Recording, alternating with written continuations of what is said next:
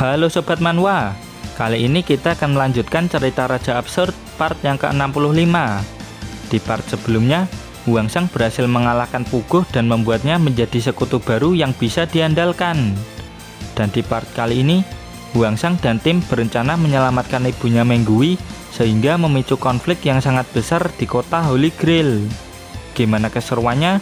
Tanpa basa-basi lagi, langsung pasang headset dan kita gaskan ke ceritanya di Manhwa Period.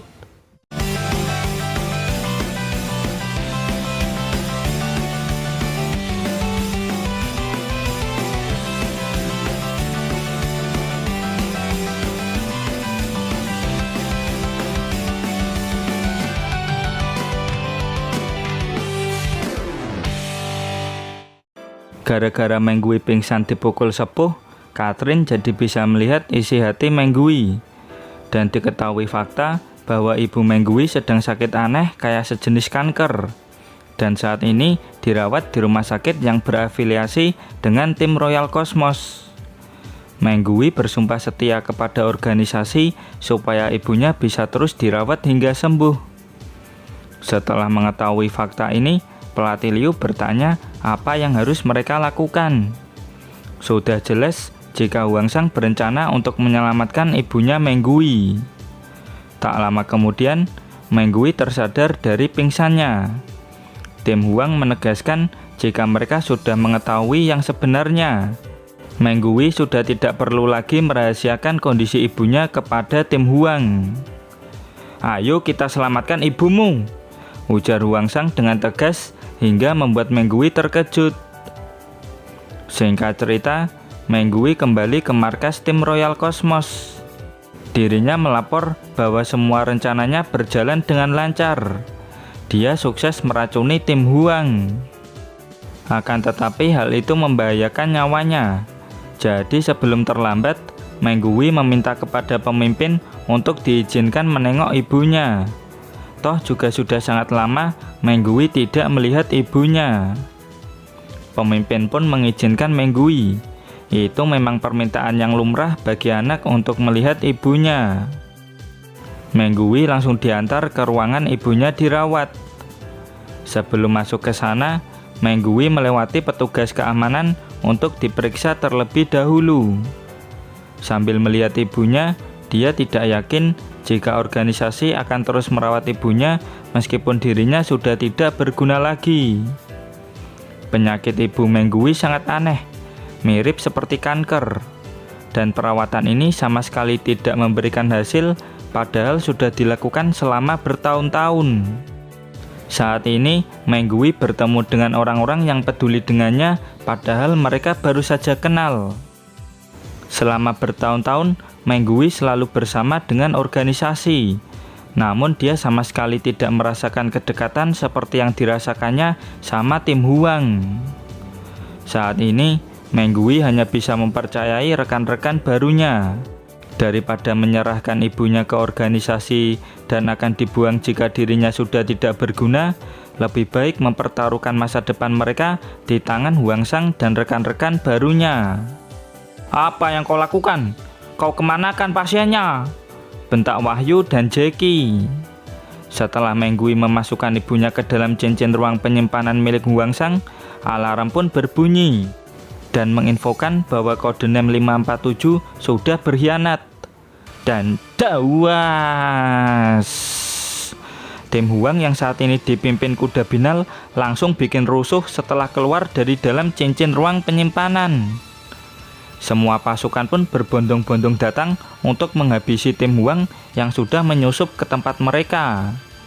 Mak dawas! Sepuh Blimbing bersama Puguh langsung menghajar semua penjaga yang berdatangan. Dan tak lama setelah itu, pemimpin Royal Cosmos yang bernama Cahyo pun datang. Dia minta penjelasan kenapa kode NAME 547 membawa penyusup itu ke sini. Menggui sudah tidak mau mempercayakan ibunya ke organisasi. Sudah bertahun-tahun dia menantikan hasil perawatan ibunya, namun sampai saat ini nggak ada kemajuan sama sekali. Lalu Cahyo menerangkan jika perawatan untuk menyembuhkan penyakit kanker ibu Menggui butuh waktu yang lama. Tapi Menggui sudah tidak percaya lagi. Toh ibunya tidak akan dirawat lagi begitu dirinya sudah tidak berguna. "Jika bukan kami, emang siapa yang bisa merawat ibumu, ha?" ujar Cahyo. "Tim kami punya dokter hebat, nggak usah khawatir, bungkam orang itu," ujar Huangsang. "Mak dawas." Sepuh dan Puguh langsung membogem Cahyo hingga terhempas sangat jauh. Kemudian berita ini pun viral. Pembawa berita melaporkan bahwa tim Huang bersama dengan Sepuh Lingsan dan Puguh dari tim Kuda Hitam menyerang fasilitas kesehatan tim Royal Cosmos. Hal ini merupakan pelanggaran yang sangat berat. Ketiga tim akan menerima sanksi yang belum pernah ada sebelumnya dari pihak penyelenggara turnamen Manhwa Premier League. Di sisi lain, Sepuh menenangkan Huangsang. Apapun yang terjadi, dirinya dan Puguh akan selalu berada di pihak tim Huang. Kemudian Huangsang terlihat memikirkan sesuatu. "Hei, ayo kita ambil hadiah turnamennya," ajak Huangsang tanpa dosa. Kemudian panel berpindah ke markas penyelenggara turnamen Manhwa Premier League. Orang ini bernama Zhang Dulan. Dialah ketua ofisial turnamen Manhwa Premier League. Info bahwa tim Huang melakukan serangan besar-besaran ke salah satu fasilitas tim Royal Cosmos sudah terdengar sampai ke telinganya. Dengan kesal, dia langsung meninju Cahyadi, salah satu bawahannya. Dia nggak nyangka kalau Sepuh dan Puguh akan berada di pihak tim Huang. Dulan menduga jika Sepuh dan Puguh pasti sudah menganggap remeh dirinya. Dia menyuruh bawahannya untuk menghubungi kantor keamanan senior darurat. Dulan juga memerintahkan kepada semua unit keamanan untuk menangkap tim Huang. Terus interogasi mereka kenapa sampai melakukan hal ini. Dulan sangat ingin mendengar jawaban dari tim Huang. Semua cabang Departemen Pertahanan pun sampai bersiap menangkap tim Huang beserta Sepuh dan Puguh. Akan tetapi, kombo Sepuh, Puguh, dan Kuda Binal membuat Departemen Keamanan tidak bisa melakukan apa-apa. Malu dan yang lain merasa jika tidak akan ada yang bisa mengalahkan kombo trio absurd ini. Sedangkan Huangsang memberitahu Menggui jika Raja Racun alias Huli sedang merawat ibunya. Kalau mau, Menggui bisa melihatnya dengan masuk ke dalam cincin ruang penyimpanan. Setelah mengajar semuanya, Puguh berkata ke Huangsang kalau tidak ada yang bisa menghentikan mereka. "Kalau kau mau melakukan pemberontakan, aku nggak ikut-ikut loh ya," ucap Pak Eko dari jauh. Setelah itu, penjaga keamanan senior yang bernama Yingki pun datang. Perawakannya cukup besar mirip Titan. Kalau Yingki datang, Puguh dan Sepuh bisa kerepotan jika melawannya. Yingki langsung melayangkan pukulan Titan ke arah tim Huang. Dan ding! Huangsang menangkisnya dengan skill Different King Sky Reflector. Dan dawas! Yingki yang badannya segede Titan langsung Huangsang hempaskan ke angkasa. Sepuh dan Puguh langsung memuji Huangsang. Mereka berdua langsung mengangkat Huangsang sebagai ketua aliansi. Singkat cerita, panel kembali ke kantornya Zhang Dulan. Kedua bawahannya ini melapor jika penjaga keamanan senior Yingki sudah sampai di TKP. Tinggal nunggu waktu aja sampai tim Huang tertangkap.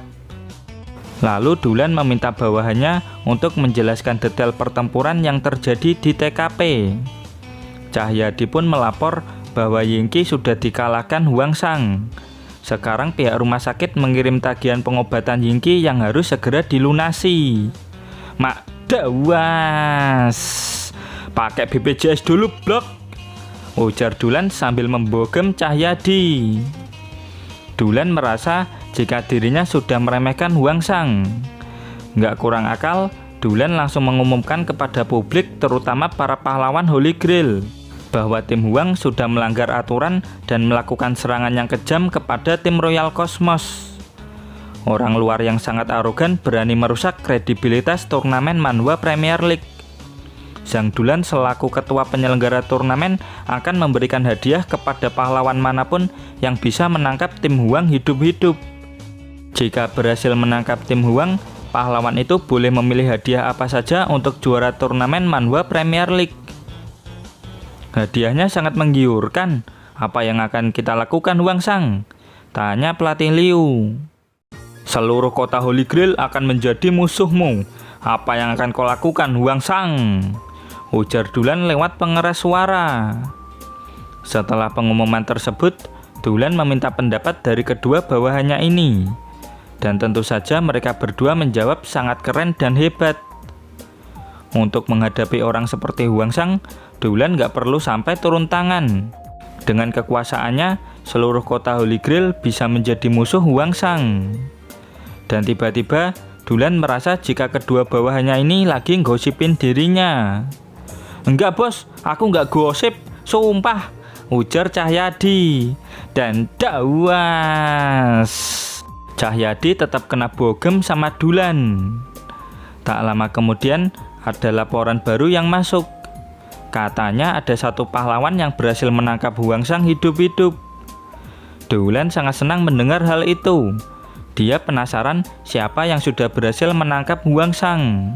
Kemudian dari video call, Sepuh Blimbing memberitahu Dulan jika dirinya berhasil menangkap Hwangsang hidup-hidup. Berhasil menangkapnya ndasmu amblek, kalian berdua kan berteman, bentak sang Dulan dengan penuh emosi. Dulan begitu kesal karena terlalu diremehkan sama pelanggar hukum seperti Sepuh dan semua antek-anteknya. Sepuh menjelaskan jika dirinya tidak berniat menyinggung, melainkan cuma ingin bernegosiasi sama pihak ofisial turnamen. Dulan pun menyuruh mereka untuk berbicara, negosiasi seperti apa yang mereka inginkan. Sandiwara seperti ini sangat merepotkan dan buang-buang waktu. Langsung saja. Bagaimana kalau kau memberiku item Tear of Space sekarang juga? Ujar Hwangsang. Ndasmu amblek, modar saja kau, umpat Dulan sambil meremukan HP miliknya. Setelah itu, Dulan menghela nafas buat menahan amarahnya. Cahyadi yang melihatnya punya firasat buruk. Dan dawas, Cahyadi langsung kena bogem untuk yang kesekian kalinya. Melalui kanal TV One, Denny selaku pembawa berita melapor bahwa tim Hwang dan aliansinya sedang menuju ke markas besar penyelenggara turnamen Manhwa Premier League untuk mengambil item Tear of Space. Orang luar ini mengabaikan hukum dan aturan di kota Holy Grail. Tindakan seperti itu tidak bisa ditolerir. Saat ini seluruh kota sedang memburu tim Hwang. Pihak keamanan juga sudah mengutus para penjaga terkuat untuk menghentikan tim Hwang. Apalagi tim Hwang sekarang sedang mencoba mengambil item yang menjadi harta nasional kota Holy Grail. Apapun yang terjadi, pihak keamanan nasional pasti akan menghentikannya. Kemudian Sepuh dan Puguh bertanya ke Hwangsang apa yang harus mereka lakukan. Soalnya seluruh kota sudah mengincar mereka. Memang kenapa? Bukankah kalian bilang selama ada kalian berdua akan baik-baik saja? Ujar Hwangsang. Kami kira kau cuma mau mengambil hadiahnya lalu pergi, bukan malah menyatakan perang besar kayak gini, ujar Sepuh dan Puguh. Hwangsang pun menyuruh mereka berdua buat nggak usah khawatir. Kalau ada sesuatu yang berbahaya, dia akan mengambil tindakan. Sepuh dan Puguh cuma bisa melongo setelah mendengar perkataan Hwangsang barusan. Singkat cerita, Hwangsang dan yang lainnya sudah dekat dengan markas penyelenggara turnamen Manhwa Premier League. Seluruh kota Holy Grail menjadi sunyi dan senyap. Semua pertandingan sepak bola ditangguhkan karena permasalahan ini. Semua pihak yang tidak suka dengan kondisi ini diam-diam mengamati dan bersiap mengambil tindakan. Untuk mendapatkan keuntungan yang besar, mereka menunggu kesempatan emas buat menyerang tim Hwang. Begitu kesempatan datang, mereka langsung keluar menyerang tim Hwang dari berbagai arah. Sepuh dan Puguh nggak menyangka kalau yang datang bakal sebanyak ini. Dawas. Selama yang datang cuma kroco, bukan masalah buat Sepuh dan Puguh. Kuda Binal dan Malu juga ikut bantai-bantai. Misu dan Jinchan juga sama. Segerombolan netizen barbar ini sangat percaya diri karena jumlah mereka sangat banyak. Jika menyerang secara serentak, tim Huang dan aliansinya pasti bakal kalah. Sontak semua netizen barbar yang ada di sana langsung menyerang hingga membuat langit menjadi gelap. Netizen ini nggak kuat-kuat amat. Kalian bisa mengatasinya kan? Tanya Huang Shang. Dan belar. Tim Huang mampu menyingkirkan para netizen tersebut. Hal ini menguntungkan Huang Shang karena dia bisa menyimpan energi spiritualnya untuk melawan musuh yang lebih kuat. Dulan yang melihat tayangan ini lewat HP cuman bisa merasa kesal. Di luar prediksinya, semua anggota tim Huang kuat-kuat, hingga tidak ada satupun netizen di Holy Grail yang bisa menghentikannya. Kemudian Sepuh mengingatkan jika banyak netizen yang datang, mereka akan kalah karena kehabisan energi spiritual. Tiba-tiba dari langit terpancar cahaya yang sangat menyilaukan. Sosok yang mirip seperti malaikat mulai menunjukkan diri. Tidak mungkin, itu kan Liu Yichen, ujar Sepuh dan Puguh. Auranya sangat kuat, bahkan Jinchen tidak mampu melihatnya secara langsung. Sebagai penjaga kota nomor 1, Liu Yichen akan memberikan hukuman atas nama keadilan kepada tim Huang. Sial, ini aura puncak Distraction Period. Sejak kapan dia sudah meningkatkan ranahnya sejauh ini? Ujar Sepuh. Melihat Liu Yichen dari bawah, Huang Shang tetap memasang wajah tenang namun serius. Seperti yang dibilang di awal tadi, jika ada sesuatu yang berbahaya muncul, dia akan mengambil tindakan. Liu Yichen memiliki julukan Malaikat Agung, ketua dari kelompok penjaga kota yang bernama Seraph Wing. Derajat miliknya sangat tinggi, jadi jangan mengukurnya dengan standar biasa. Apa dia berniat menghabisi semua orang yang ada di sini? Tanya Puguh. Dan dari gelagatnya, Liu Yichen memang berencana membantai semua orang yang ada di sini. Dan dawar. Liu Yichen menembakkan skill Heavenly Punishment XGB Bomber. Basuki dan yang lainnya langsung menjauh takut terkena serangannya Liu Yichen. Kau pasti takut ada orang lain yang mengambil hadiahnya kan? Ejek Puguh. Sontak Yichen langsung menyangkalnya. Dia langsung melesatkan skillnya ke arah Puguh. Dan dawar. Puguh pun langsung meledak.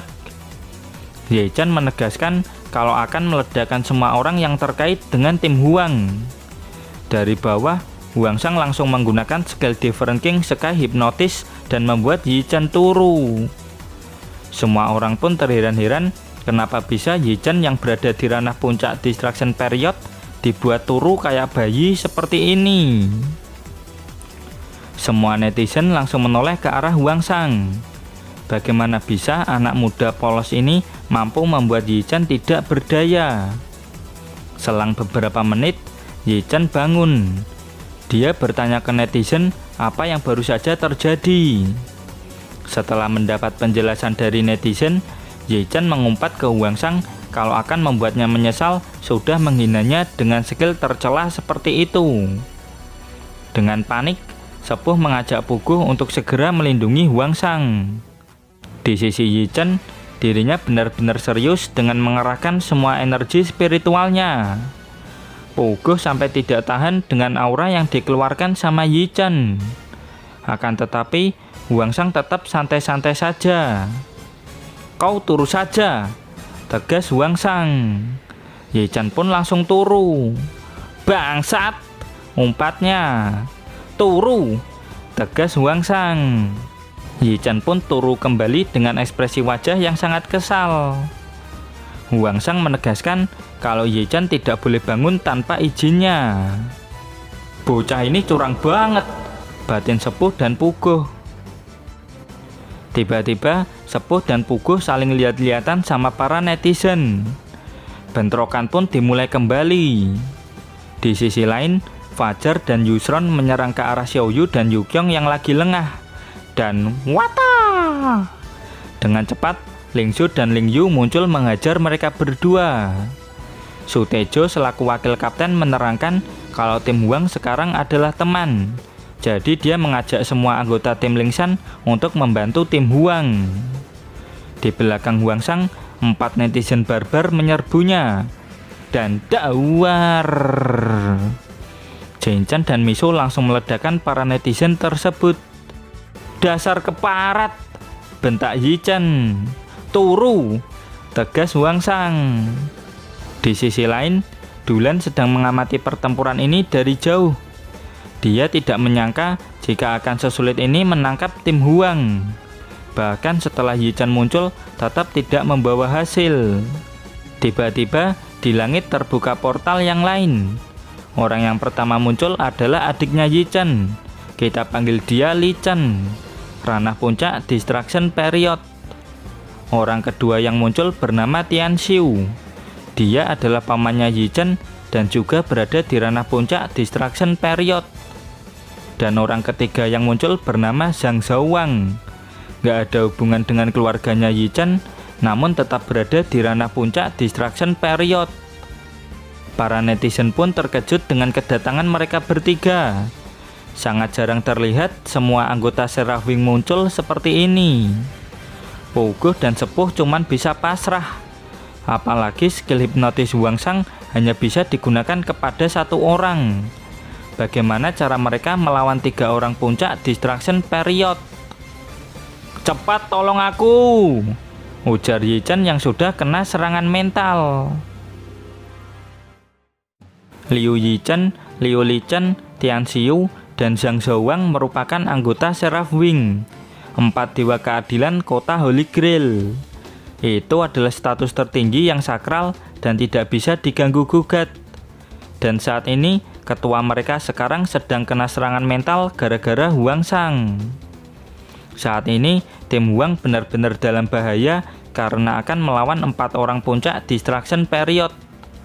Puguh tidak kepikiran satupun cara untuk mengalahkan mereka semua.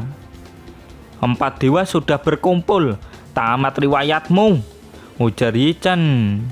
Bukan urusanmu, turu, tegas Huangsang yang membuat ketiga orang ini sangat kesal. Dengan penuh amarah, Zhang Zhaowang mengeluarkan tekanan energi spiritual yang sangat kuat. Dia menegaskan bahwa tindakan Huangsang itu merupakan bentuk perlawanan terhadap dewa. Saking kuatnya aura yang dikeluarkan Zhang Zhaowang, gedung-gedung dan mobil-mobil di kota sampai beterbangan. Tian Xiu merasa kasihan sama Huangsang. Soalnya kalau Zhang Zhaowang udah ngamuk, gak ada orang yang bisa selamat. Tapi Huangsang tetap memasang wajah yang tenang.